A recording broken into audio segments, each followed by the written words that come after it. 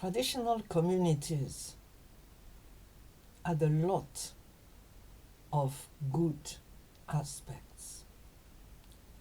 And those of us that come from the West, whether France, the UK, the America, we tend to think sometimes that we know it better. And we forget that we too have a history. And I invite you to study. It's not fashionable to dig into your history. But because of my interest in sociology and anthropology and my training, my interest in oral literature, my having met an ethnologist from France that used to go to villages, remote villages in the Alps, and ask people for the olden days, how it was working. I found out that there's a lot in common between old France and traditional Nigeria. Something I'm sure you don't know. And one of those things was that the children didn't belong to the family per se. They belonged to the community. In southern France, where I grew up, I was born there and I grew up there, and the children were carefully looked after by the whole community. My parents had 7 kids, 5 of them boys, and you can just imagine what those boys could have come to if not for care. My husband didn't know all this at the time. So my parents had a way of training their children. My father was absent all day long. He usually came back around 10 p.m. from his work. So it was not really any disciplinarian.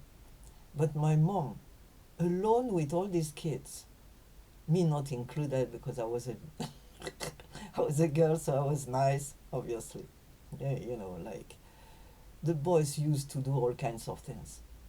And she had what they called martinet, a flog, It was a wooden handle with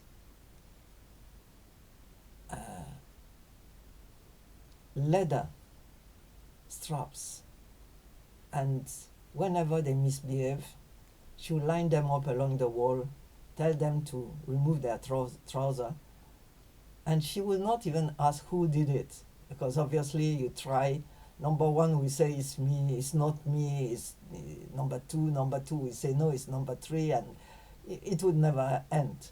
So they used to be flogged, all of them, in the twinkling of an eye, and that after that, they go upstairs and start fighting and sorting it out. But the neighbors were always interested. They knew my mother because she used to go to the town and shop. They knew she had all these kids, and they were watching the boys. And the rumor in town was that they were all well behaved. Obviously, they absolutely no time to waste running around with the others, because we were trained with the mantra. You see that river between our town and the next? Do you see people jumping? Even if the whole town was jumping in, don't jump because you drown. So we all knew that. It was repeated day in, day out, and every day. The children were the whole community's business. And if somebody had misbehaved, my mother would have been told in the first shop she would meet, I saw your second son yesterday.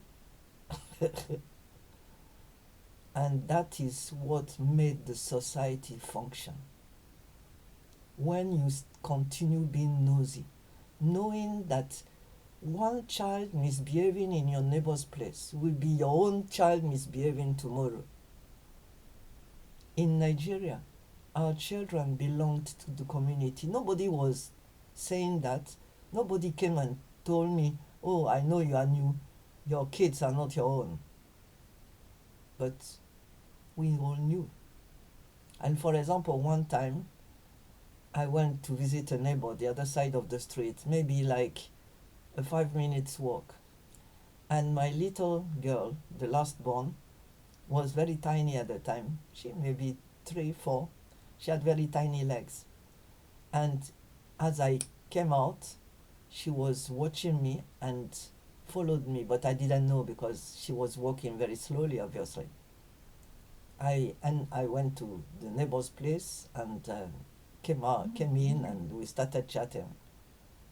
And then she was on the road on her own, a busy road actually. It was one of the central roads of the campus, so there were lots of cars. And as she was walking along, one of the people in the street saw her and came, took her by the hand, maybe asked from some questions that she might not been able to answer, and then walked along and came to that neighbor. That neighbor was Russian. I was French. But we all looked like foreigners, in a way. So she saw that neighbor's little daughter that was maybe 4 or 5, playing on the street and at the edge of her garden, and came near her and handed our daughter over to her and said, see, I met your little sister on the road. Please, careful. The little girl didn't say, it's not my sister, I don't know anything about it. She took Isabel by the hand and came into the lounge with her and said, here is your daughter, because she knew. Whereas the other person, the Good Samaritan, didn't know. And that is how the society was harmoniously living together. And I want to encourage you.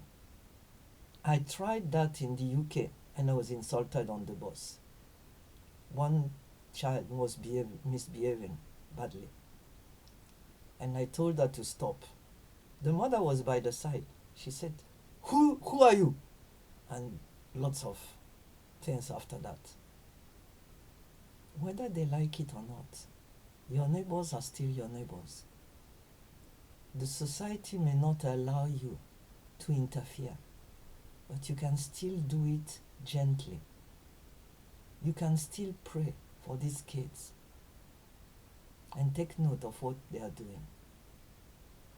Don't leave people to come to their bitter end because of neglect. Bless you.